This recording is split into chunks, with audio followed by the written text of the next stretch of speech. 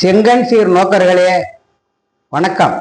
நம்ம இந்த பதிவுல முடியாது என்பது முட்டாள்களின் அகராதியா அப்படின்னு பார்ப்போம்.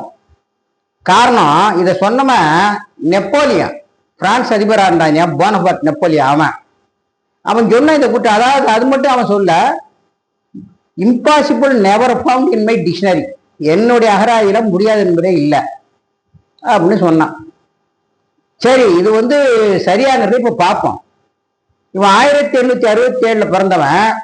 சிறு வயதிலே ரொம்ப கஷ்டப்பட்டு சிப்பாயி, படைத்தலைவன், அப்புறம் தளபதி, இந்த லெவலுக்கெல்லாம் ஆகி கடைசியில பிரான்ஸ் நாட்டை அதிபராயிட்டான். கிட்டத்தட்ட 35 வயசுக்குள்ளே இதெல்லாம் அடைஞ்சிட்டான். இது அவனுக்கு ஒரு ஓவர் கான்பிடன்ஸ். பார்த்தான், இந்த பிரிட்டிஷ் உலகத்தை ஆண்டு இருந்தான் இல்லையா, இவனை பிடிச்சி மடக்கணுண்டான்ட்டு அது முதல் படியா என்ன பண்ணா, ரஷ்யா மீது படையெடுத்தான். ரஷ்யா மீது படையெடுத்து அவனுக்கு அந்த சீதோஷ்ண நிலெல்லாம் சரியில்லை இல்லையா, அதனால அவன் வட்டி வாங்கினான், செமத்த அடி. ரஷ்யா தோல்வி அவனை ரொம்ப நிலகொலை செய்தது. அது மட்டும் இல்லை, நிறைய நஷ்டம். அவனுக்கு பண உதவி தேவைப்பட்டது. பார்த்தான், லூசியானான்னு ஒரு பகுதி இவன் கண்ட்ரோல்ல இருந்தது. அதை என்ன பண்ணா, அமெரிக்காவிட்ட $15 மில்லியன் வித்தான். லூசியானா, இப்ப அமெரிக்காவில் லூசியானா மாகாணம் ஒரு ஃபேமஸ் மாகாணம். பின்னாடி என்ன பண்ணா, 1805 இவன் அந்த லூசியானா மாகாணத்துக்கு 1803 1805 பணத்தெல்லாம் சேர்த்துக்கிட்ட இவன் என்ன பண்ணா, ஸ்பெயின் நாடு இருக்கு இல்லையா, அந்த ஸ்பெயின் நாட்டை சேர்த்துக்கிட்டான் துணைக்கு. இவனுங்க 2 பேரும் போய் பிரிட்டிஷ் நேவல் படையை தாக்க ஆரம்பிச்சானுங்க. எங்க ட்ரஃபால்கார் போர். அவரு நெல்சன்கிறவரு உலக ரொம்ப தலை சிறந்த அட்மிரல். பார்த்தாரு, பூந்து அடிச்சு நொறுக்கி இவனுங்கள இந்த கம்பைன்ட் போர்ஸ் துரத்தி விட்டாரு. ஸோ இவன் அடி வாங்கிட்டான் ட்ரஃபால்கர் போர்ல. சரி, அதோட இவன் அடங்கியிருக்கான். இது நடந்து 1805 இல்லையா, அதோட இவன் அடங்கியிருக்கான். ஆனா ஒரு பழமொழி சொல்லுவாங்க பாத்தீங்களா நம்ம தமிழ்ல, நண்டு கோவிட்டா வளையல் இருக்காதுன்னு. இவன் 10 வருஷம் பொறுத்திருந்தான் அந்த தோல்விக்கு அப்புறம். 15வது வருஷம், அதாவது 1815 இவன் மீண்டும் பிரிட்டிஷ போய் மோதினான். அப்ப டியூக் ஆஃப் வெலிங்டன் அவர் ஒரு பெரிய வெல்லஸ்லி பிரபு நம்ம கேள்விப்பட்டிருப்போம். அவர் தான் அவர் ஈஸியாலாம் அவரை போய் கிட்ட இருந்து இருக்க முடியாது. பார்த்தாரு, அவனை அடிச்சு நொறுக்கி கைது பண்ணடான்ட்டாரு. யார? நெப்போலியனை. எங்க? வாட்டர்லூங்கிற இடத்துல நடந்த சண்டையில அடிச்சு நொறுக்கி அவனை கைது பண்ணி சாவர வரைக்கும் செயின்ட் ஹெலினா அந்த தீவுல வச்சுட்டாங்க. கடைசி வரைக்கும் அங்கதான் இருந்தான். இந்த செயின்ட் ஹெலினாங்கிறது பிரிட்டிஷ் ஆளுமைக்கு உட்பட்ட ஒரு தீவு. அந்த கடல்ல தப்பிச்சு கூட போக முடியாது, அவ்வளவு முதலைகள், விஷ ஜந்துக்கள், இதெல்லாம். பாவம், அவன் வாழ்க்கையில இருந்தான். இவன் ஆணவமா பேசினா இல்லையா, முடியாது என்பது முட்டாள்களின் மொழி. முடிஞ்சுதா? இதை ஏன் நான் சொல்றோம் அப்படின்னா, நம்ம நிறைய பேர் அப்படித்தான் நினைச்சுக்கிறோம். நம்ம நினைச்சோம்னா எதையும் சாய்ச்சலாம் முடியாது. உளவியல் ரீதியாக நம்மளுடைய திறமையில 50% தான் நம்முடையது. மீறி 50% அடுத்தவங்களால நிர்ணயிக்கப்படுது. இதை நீங்க புரிஞ்சுக்கணும்.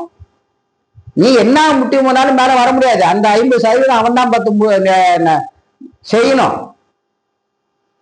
அது உதாரணமா நம்மளால முடியாதுங்கிறதுக்கு நிறைய உதாரணத்தை சொல்லலாம். நம்மளால இப்போ நட்சத்திரம் நம்மளால எண்ண முடியுமா? முடியாது. ஆகாயத்துக்கு அளவு இருக்கா? இல்ல. அந்த மாதிரி எவ்வளவு நம்மளால முடியாது இருக்கு. அதனாலதான் இதை நான் சொல்றேன். இதுவே நம்மளால முடியாத போது நான் அந்த காரியத்தை சாதிச்சிருவேன், இந்த காரியத்தை. அதான் ஏற்கனவே சொன்னேன், எந்த காரியத்தையும் நம்ம சாதிக்கணும்னா நமக்கு என்வைரோன்மெண்டல், நம்ம சுற்றி இருப்பவர்களுடைய சப்போர்ட் தேவை. இதுதான் இதுல முக்கியமான பாயிண்ட். இத நம்ம எண்ணாம போய் முட்டி மோத முடியாது. அதாவது 50% நம்மளுடைய திறமை மற்றவர்களால் நிர்ணயிக்கப்படுகிறது என்பதுதான் உண்மை. இப்ப நம்ம நிறைய உதாரணம் சொல்லலாம். ஒருத்தர் ஸ்கூல் ஃபர்ஸ்ட் வாங்குவான், ஸ்டேட் ஃபர்ஸ்ட் வருவான். இவெல்லாம் பாத்தீங்கன்னா இந்த நீட் தேர்வால் என்ன பண்றான், போயிடுவான். ஏன்னா இவன் திறமை நல்ல திறமையானவன் தான். பட் இந்த டெஸ்டினுடைய அதனுடைய வேலிடிட்டி இது இவனுக்கு பாதகமா இருக்கு. அவ்வளவுதான்.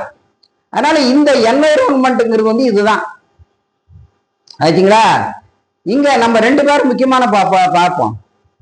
இதுல முதலாவது யாத்திரமா ஞானேஷ் குமார், நம்ம தலைமை தேர்தல் அதிகாரி. அவங்க குடும்பத்துல பாத்தீங்கன்னா கிட்டத்தட்ட 10 IAS போன்ற உயர் பதவியில் உள்ளவங்க இருக்காங்க. அதெல்லாம் ஒரு குடும்பத்துக்கு ஐடியா சார் கொடுத்துருக்க திறமையா சாடுறது. இப்ப நான் சொன்னேன் ஒரு திறமை 50%னா மற்றவங்க பார்த்து சொல்றதா அவருடைய திறமைக்கு அடிப்படை. சோ இப்ப நம்ம என்ன நினைச்சோம், ஞானேஷ் குமார் இவரு தலைமை தேர்தல் அதிகாரி, அவர் குடும்பம் ரொம்ப பிரில்லியன் குடும்பம் சொல்ல முடியுமா? முடியாது. அவரு இப்படி காட்டி கொடுத்து எல்லாரையும் மாட்டி விட்டு தேர்தல் முகம் நடத்தி அவர் வந்திருக்காரு மேல.